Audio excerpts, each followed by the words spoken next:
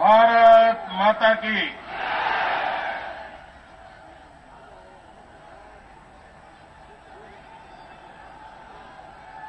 मंच पर विराजमान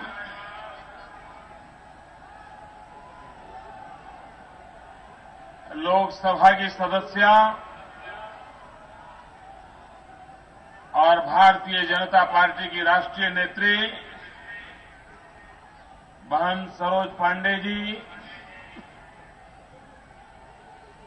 इस चुनाव में भारतीय जनता पार्टी के प्रत्याशी श्रीमान हेमचंद्र यादव जी, श्री विजय बघेल जी, श्री प्रेम प्रकाश पांडे जी, रामशिला साहू जी, विद्यारतन भसीन, सामल राम जी, मंच पर विराजमान भारतीय जनता पार्टी के सभी वरिष्ठ महानुभाव,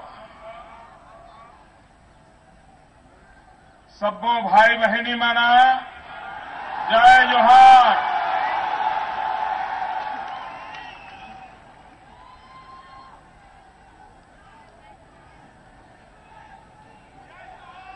भाइयों बहनों, मैं दुर्ग में कई बार आया,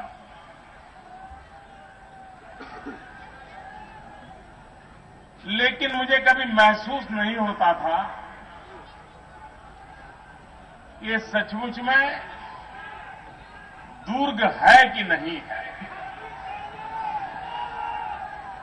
लेकिन आज ये विराट दृश्य देख करके मैं कह सकता हूं कि छत्तीसगढ़ का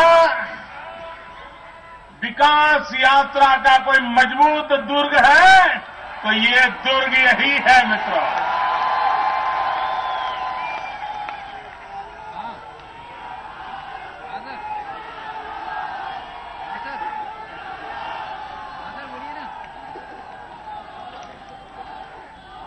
मित्रों, चुनाव में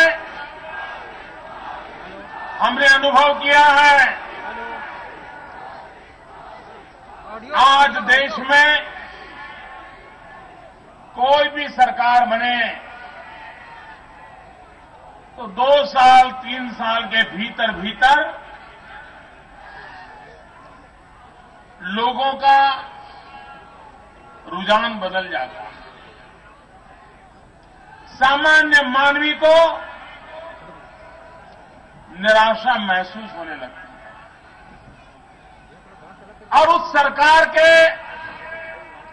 चौथे और 5वें साल ऐसे होते हैं कि मंत्री बाहर निकलना पसंद नहीं करते, मुख्यमंत्री कहीं जाते नहीं हैं, सारा कारोबार अखबार के भरोसे चला लेते हैं, लोगों को भी बात कहनी है तो अखबार से कर देते हैं, जाते नहीं हैं। भाइयों बहनों, 10 साल सरकार चलाने के बाद डॉक्टर रमन सिंह हजारों किलोमीटर की यात्रा करें, गांव-गांव जाकर के अपने कार्य का हिसाब दें, जनता के सामने रूबरू होकर के विस्तार से सच्चाई प्रस्तुत करें और छत्तीसगढ़ की जनता पलक पावड़े बिछा करके डॉक्टर रमन सिंह जी का स्वागत करे, सम्मान करे। भाइयों बहनों, ये छोटी घटना नहीं है, ये सामान्य बात नहीं है।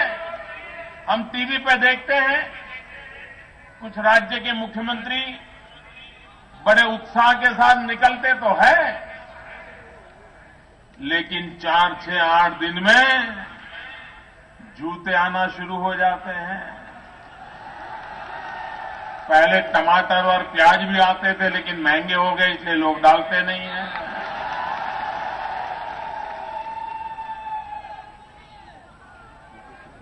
मैंने कई मुख्यमंत्री देखे हैं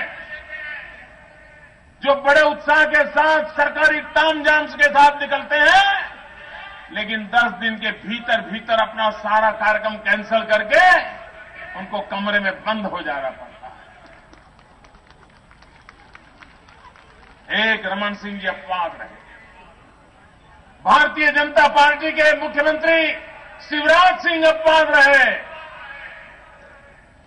वे जनता के बीच 10 साल के बाद भी जाते हैं, जा सकते हैं, और जी जान से लोग जुड़ते भी हैं। भाइयों बहनों, ये चुनाव है। रमन सिंह जी अपना हिसाब दे रहे हैं, क्या किया, कैसे किया, कब किया, किस किस क्षेत्र में कैसे कैसे विकास हुआ, पाई पाई का पल पल का हिसाब दे रहे हैं। दिल्ली के भी मेहरबानी यहां आते हैं इन दिनों। मेरे भाइयों बहनों, मुझे जवाब देना दोगे? सब तरफ से जवाब आएगा। जो खड़े हैं वो भी बोलेंगे।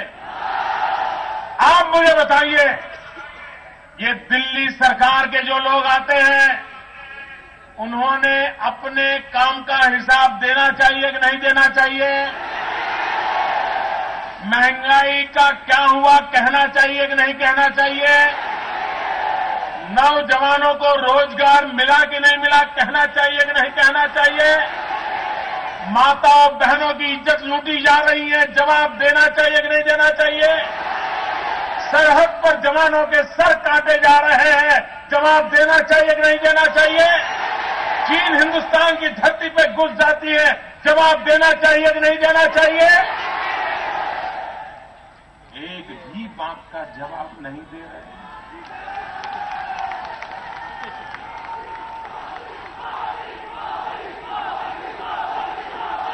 क्या लोकतंत्र में आपकी जिम्मेवारी नहीं है?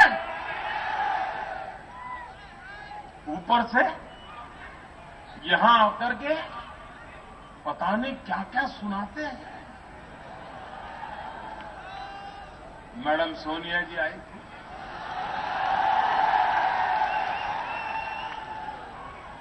हाँ आता हूं, जो चाहिए वो लेके आता हूं।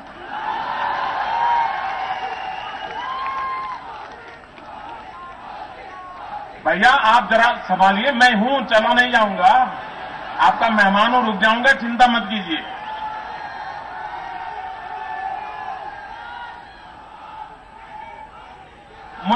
मुझे आप कहिए भैया, आप जरा बताइए, ये कांग्रेस पार्टी ने पिछले लोकसभा चुनाव में 100 दिन में महंगाई कम करने का वादा किया था कि नहीं किया था? 100 दिन में महंगाई कम करने के लिए कहा था। महंगाई कम हुई? महंगाई बढ़ी? उन्होंने जवाब देना चाहिए कि नहीं? प्रधानमंत्री जी यहां आए, शाहजादे आए, मैडम आई, लेकिन महंगाई का म भी बोलने को तैयार नहीं है।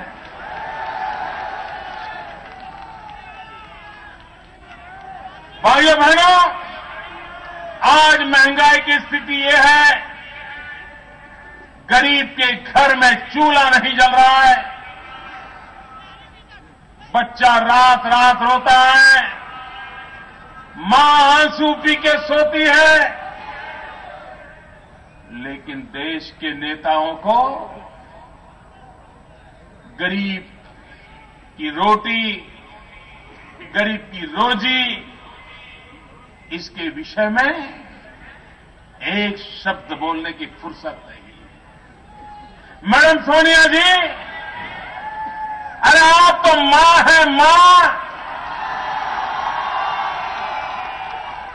बच्चे भूखे हैं, कम से कम 2 दर्द भरे शब्द तो बोल देती। उनको मरहम लगाने की कोशिश करते, उनकी पीड़ा कम करने का कोई वादा करती, क्या किया उसका हिसाब देती। एक मां बच्चों को कभी भूखा नहीं देख सकती, लेकिन पता नहीं कांग्रेस पार्टी के लोग 7वें आसमान पर बैठे हैं, अहंकार से भरे हुए हैं। वो ये मान के चलते हैं ये राज्य, ये सत्ता, ये कुर्सी, ये उनकी संपत्ति है। किसी को भी उनसे छीनने का अधिकार नहीं है। किसी को भी उसके विषय में आवाज उठाने की ताकत नहीं होनी चाहिए। भाइयों बहनों, ये दिल्ली में जो कांग्रेस सरकार टिकी है ना, ये अपने अच्छे कामों के कारण नहीं टिकी है। दिल्ली में जो सरकार चल रही है वो बहुमत के भरोसे नहीं चल रही है। दिल्ली में जो सरकार चल रही है वो सीबीआई के बलबूते पर चल रही है। सीबीआई, जब उनको जरूरत पड़े तो कभी सपा वालों के घर सीबीआई पहुंच जाती है, कभी जरूरत पड़े तो बसपा वालों के यहां पहुंच जाती है, कभी जरूरत पड़े तो डीएमके के घर जाकर के डेरा तम्बू डालती है। सबको डराते हैं और डरा करके सीबीआई का दुरुपयोग करके अपनी सत्ता बरकरार रखने का प्रयास करते हैं। उनको लगा कि सीबीआई एक ऐसी दवाई है, वो हर दुखों के लिए उत्तम उपाय है। उनको लगा ये दवाई मोदी को भी लागू पड़ जाएगी, तो इन्होंने ये दवाई, ये सीबीआई, उसका डोज मोदी को भी देने की कोशिश की। अभी भी लगे हैं। उनको लगता था ये सीबीआई मोदी कांप जाएगा, मोदी डर जाएगा, मोदी को जेल दिखाई देगी। मैडम सोनिया जी, आपको पता होना चाहिए,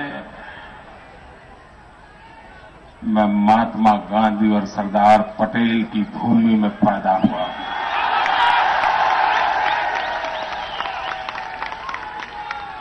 झूठ के सामने झुकना हमारी फितरत नहीं है और सत्य के लिए संघर्ष करना ये हमारी आदत है।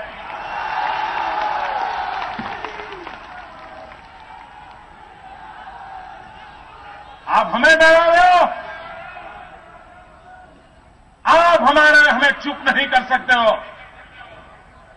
और जितनी ताकत है लगा लो। और मैं जानता हूं अब कुछ बाकी नहीं रखने वाले हो,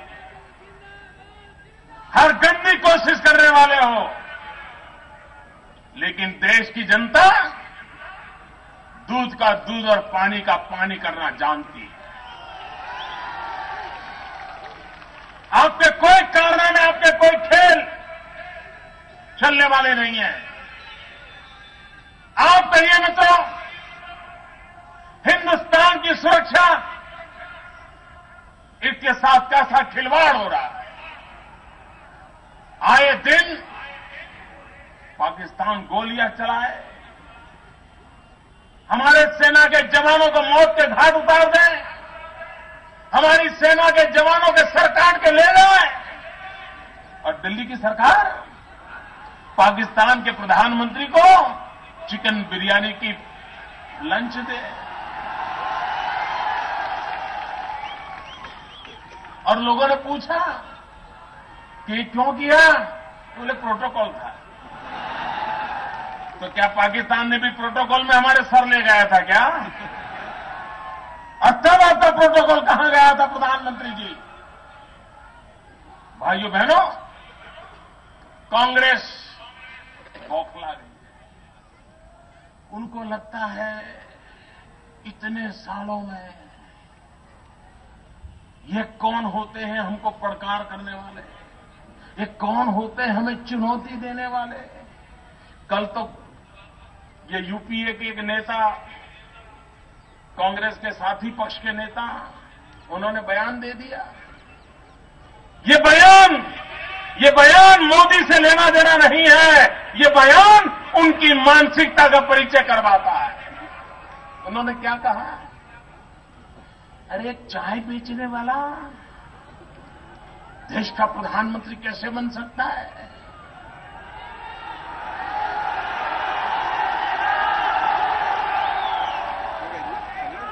भाइयों बहनों, सवाल मोदी का नहीं है, सवाल ये बात का है कि अमीर घरानों में पैदा हुए लोग, ये शाही सल्तनत में जिंदगी गुजारने वाले लोग गरीबों की मजाक उड़ा रहे हैं और इसीलिए इस भाषा का प्रयोग करते हैं।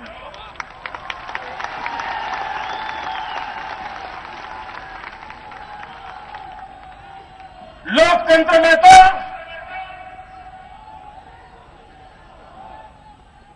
रोड पर बूट पॉलिश करने वाला भी अगर उसमें क्षमता हो तो भारत का भाग्य विधाता बन सकता है।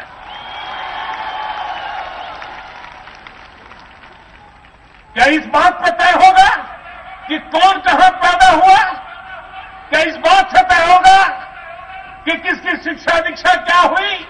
क्या इस बात पर तय होगा कि बचपन में पेट भरने के लिए वो कैसे गुजारा करता था? मैं इन नेताओं से कहना चाहता हूं, हमने कभी छुपाया नहीं। बचपन में रेल के डिब्बे में चाय बीच करके हम अपना पेट भरते थे। हमने कभी जेब काट करके पेट नहीं भरा है। हम गलत रास्ते पर जाकर के जिंदगी नहीं गुजारी है।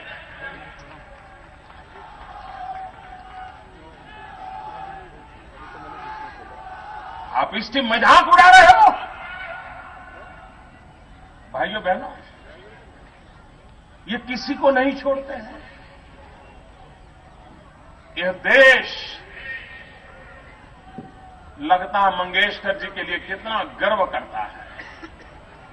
लता मंगेशकर जी का नाम सुनते ही गर्व होता है कि नहीं भैया? उनके प्रति आदर होता है कि नहीं? उनके सामने सर झुकाने का मन होता है कि नहीं?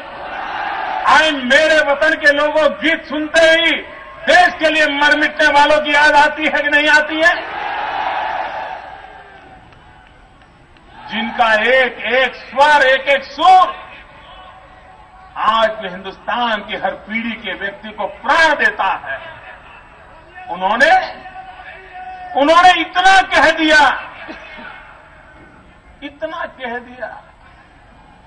कि अच्छा होगा मोदी जी देश के प्रधानमंत्री बने। और इतना कह दिया लता मंगेशकर जी ने, क्या बड़ा तूफान आ गया है। और इनकी ताकत तो देखो, इनका अहंकार देखो। ये कांग्रेस के नेता कह रहे हैं उनका भारत रत्न वापस ले लो। जो कांग्रेस के लोग लता मंगेशकर जी का भारत रत्न छीनना चाहते हैं, मेरे भाइयों बहनों, उस कांग्रेस की धरती खींच लो, उनके पैर के नीचे की जमीन खींच लो। लोकतंत्र की भाषा है। क्या इस देश में लता मंगेशकर जी को अपनी भावनाएं प्रकट करने का अधिकार नहीं है? अगर वो अपनी भावना प्रकट करे तो आप कहो उनका भारत रत्न वापस ले लो। और मैं आज कहना चाहता हूं, मेरे मीडिया के लोगों को जिस दिन फुर्सत मिले, अभी तो नहीं मिलेगी, जून महीने के बाद मिलेगी, 2014 जून के बाद, क्योंकि उनको खुली हवा की सांस लेने का अवसर मिलेगा। अभी नहीं है, अभी नहीं है। और इसलिए सत्य प्रकट करना उनके लिए मुश्किल है। लेकिन भाइयों बहनों, 2014 नई सरकार बनने के बाद यही मेरे मीडिया के मित्र उस सच्चाई को उजागर करेंगे। पिछले 10 साल में मनमोहन सिंह जी सरकार ने किसको पुरस्कार दिए हैं भाई? कुछ लोग तो ऐसे हैं कि उनको पुरस्कार इसलिए मिला कि 10 साल उन्होंने गुजरात को सबसे ज्यादा गालियां दी, मोदी को सबसे ज्यादा गालियां दी, हर प्रकार से मोदी को घेरने की कोशिश की, और इस महान काम के लिए पद्मश्री पद्म भूषण देने का पाप ये दिल्ली में बैठी हुई सरकार ने किया है। जो मोदी को गाली दे उसको तो न जाने क्या क्या दिया जाता है, लेकिन कोई मोदी की तारीफ करे तो उसका छीन लेने की बातें होती हैं। भाइयों बहनों, ये लोकतंत्र की भाषा नहीं है, ये लोकतंत्र से चल नहीं सकता। भाइयों बहनों, ये कांग्रेस पार्टी ने चुनाव में वादा किया था। उन्होंने कहा था, 2009 के मैनिफेस्टो में लिखा हुआ है, उन्होंने कहा था कि दिल्ली में हमारी सरकार बनेगी तो हम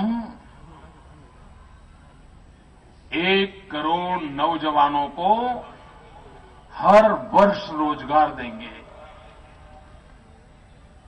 भाइयों बहनों, मैं पूछना चाहता हूं, ये दिल्ली सरकार ने आप में से किसी को रोजगार दिया है भाई? अरे बोलो, दिया हो तो बोलो भाई। अरे दिया हो तो मीडिया वाले लिख लेना भैया, दिया है क्या? आपको रोजगार मिला है? आपको नौकरी मिली है? ये वादा किया था, जवाब दो। आपने कहा था कि हम नौजवानों को रोजगार देंगे। आप मुझे बताइए मित्रों, आज परिवार बढ़ता चला जा रहा है।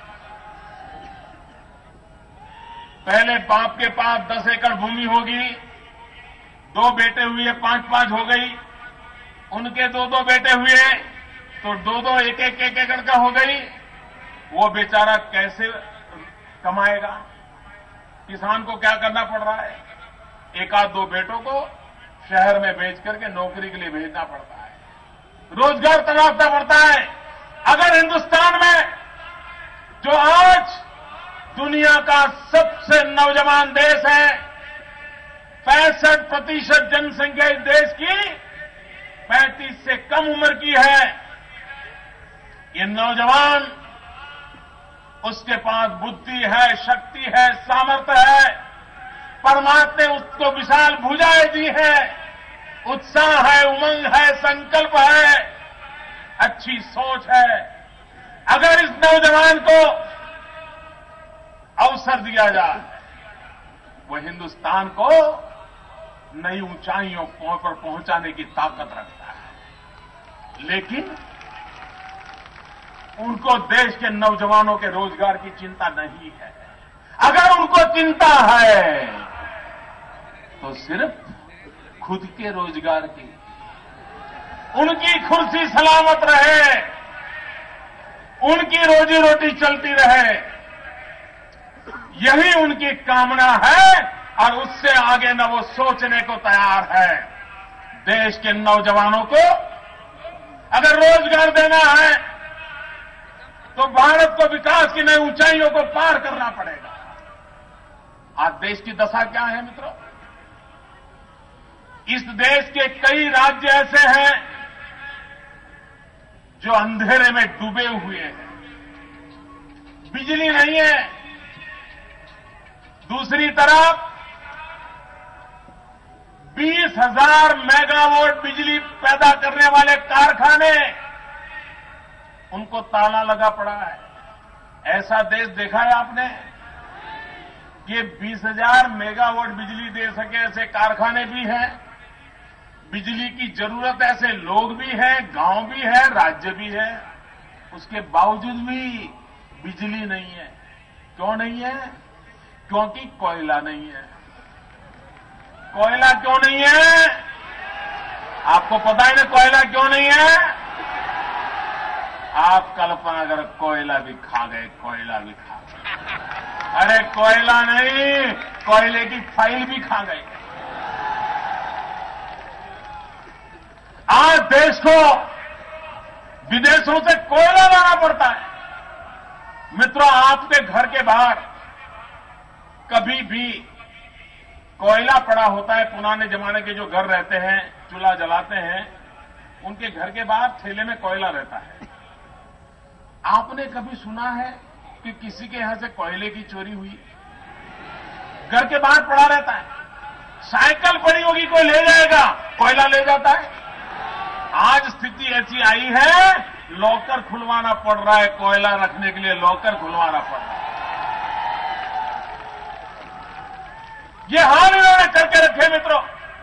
और इसके कारण बिजली नहीं है, बिजली नहीं है, कारखाने नहीं लग रहे हैं, कारखाने नहीं लग रहे, नौजवानों को रोजगार नहीं मिल रहा है, नौजवान को रोजगार नहीं मिल रहा, पूरा परिवार बर्बाद हो रहा है। और इस सारी बर्बादी का कारण कांग्रेस पार्टी है। भाइयों बहनों, मैं छत्तीसगढ़ की जनता को बहुत बहुत बधाई देना चाहता हूं, क्योंकि आपने छत्तीसगढ़ को बचा लिया। अगर आपने 2003 में छत्तीसगढ़ भाजपा को सुपुर्द न किया होता, 2008 में छत्तीसगढ़ की सेवा करने का अवसर भाजपा को न दिया होता, तो ये 10 साल में पूरा छत्तीसगढ़ सफा चट कर देते। आप लोगों ने बचा लिया। लेकिन भाइयों बहनों, जो 10 साल से भूखे हैं, अगर गलती से छत्तीसगढ़ उनके हाथ में पड़ गया तो कुछ बचेगा क्या? जो 10 साल से भूखे हैं, दोनों हाथ से लूटने के लिए तैयार बैठे हैं, अगर उनको मौका मिला तो कुछ बचेगा? भाइयों बहनों, ये कुछ नहीं बचने देंगे। और आपको तो बर्बाद किया, आपकी आने वाली पीढ़ी को भी बर्बाद करके रखेंगे। और इसलिए मैं आपसे आग्रह करने आया हूं भाइयों, इसलिए मैं आपसे आग्रह करने आया हूं, आपकी राजी नाराजी हो सकती है, लेकिन उसके बावजूद भी गलती से भी कांग्रेस पार्टी को घुसने मत देना। जिन्होंने देश को लूटा है, वो छत्तीसगढ़ को किसी भी हालत में नहीं छोड़ेंगे। और इनको भ्रष्टाचार की शर्म ही नहीं है, बताओ, कोई शर्म नहीं है। और मित्रों, जब बेशर्मी की हद हो जाती है ना, तब फिर कुछ नहीं बचता है। और तब तो सामान्य मानवी को जागरूक होना पड़ता है, सामान्य नागरिक को जागरूक होना पड़ता है। ये छत्तीसगढ़ का चुनाव अत्यंत महत्वपूर्ण है भाइयों। ये 10 साल तो रमन सिंह के किस्में गए। ये पुराना मध्य प्रदेश, उस समय के कांग्रेस के नेता, उनको इस इलाके की परवाह नहीं थी। बाद में 3 साल जो महाशय आए, उन्होंने 3 साल में सब चौपट करके रख दिया। ऐसे बुरे हाल थे जब रमन सिंह जी के हाथ में छत्तीसगढ़ आया। उनके 10 साल तो वो गड्ढे भरने में गए हैं। जो कांग्रेस पार्टी गड्ढे करके गई है, उसमें गए हैं। अब समय आया है मजबूत नींव डालने का। ये अगर मौका हम चूक गए तो फिर गड्ढे वाला खेल शुरू हो जाएगा। और इसलिए भाइयों बहनों, व्यक्ति के जीवन में 13 साल की उम्र का बहुत महत्व होता है। आपने देखा होगा, बच्चा घर में, बच्चा बेटा हो बेटी हो, 12 साल का होता है तब तक खास ध्यान नहीं जाता है। लेकिन जब 13 साल का होता है तो रातों रात वो बड़ा बनने लग जाता है। कपड़े छोटे पड़ने लग जाते हैं। मां चिल्लाती है, अरे अभी तो 2 महीने पहले वो शर्ट लाई थी, छोटा पड़ गया। अभी तो मैं पतलून लाई थी, छोटा पड़ गया। बच्चा एकदम बड़े होने लग जाते हैं। आवाज बदल जाती है, चेहरे का दिखावा बदल जाता है, बोल चाल चर्चा के विषय बदल जाते हैं। बेटा बाप से संवाद करने लग जाता है, विवाद करने लग जाता है। बेटी मां को सवाल पूछने लग जाती है। 13 से 18 साल में बच्चे का सबसे ज्यादा ग्रोथ होता है, विकास होता है। हर प्रकार से मैच्योरिटी का लेवल आता है। भाइयों बहनों, जैसे व्यक्ति के जीवन में 13 से 18 की उम्र का महत्व है, वैसा ही राज्य के जीवन में भी है। अब छत्तीसगढ़ 13 साल का हुआ है, उसको अब 18 साल होना है।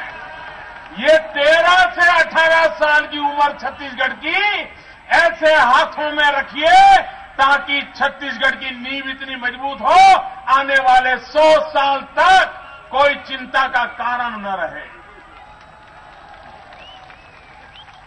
और इसलिए भाइयों बहनों, मैं आपसे अनुरोध करने आया हूं, विकास के सिवाय कोई मंत्र इस देश को बचा नहीं सकता। वोट बैंक की राजनीति बहुत हो चुकी। अब देश को विकास की राजनीति के पथ पर चलना पड़ेगा। भाइयों बहनों, आज चारों तरफ गुजरात के विकास की चर्चा हो रही है। क्यों? क्योंकि हमने वोट बैंक की राजनीति को दफना दिया। हमने विकास की राजनीति का मंत्र उठा लिया, सबका साथ सबका विकास। और उसी का परिणाम है कि गुजरात की जनता ने बार बार बीजेपी को जिताया, स्थिरता दी। आपको भी मैं अनुरोध कहने आया हूं, आप हमें अवसर दीजिए, डॉक्टर रमन सिंह जी को अवसर दीजिए, भारतीय जनता पार्टी के कमल निशान को अवसर दीजिए। आप चाहते हैं वैसा छत्तीसगढ़ बना करके हम देंगे आपको।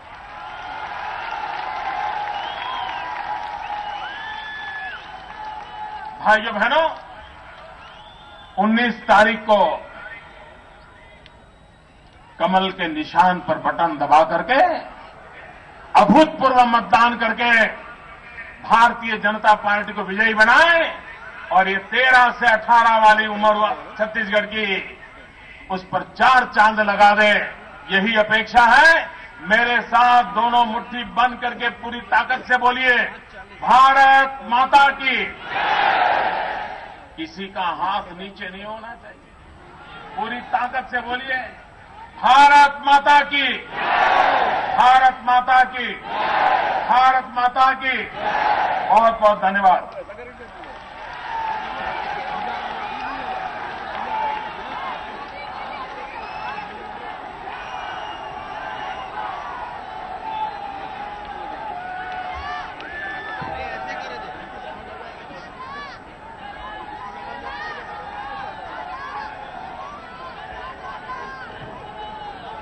तेरा वैभव अमर रहे मां, हम दिन चार रहे न रहे, इस नारे को आत्मसात करके भारत मां के सेवा में लगे युग पुरुष आदरणीय मोदी जी सुन रहे थे। आभार प्रदर्शन के लिए दुर्ग जिला के ऊर्जावान अध्यक्ष आदरणीय थानूराम साहू जी को आमंत्रित करता हूं। आदरणीय थानूराम साहू जी। बनना चाहिए लेकिन ज्यादा ये सब बात मजा नहीं आता। सम्माननीय नौजवान साथी, माताएं एवं बहनें, आप सब माननीय नरेंद्र मोदी जी का भाषण बड़े धैर्यपूर्वक सुना और अपने अमूल्य समय निकालकर इस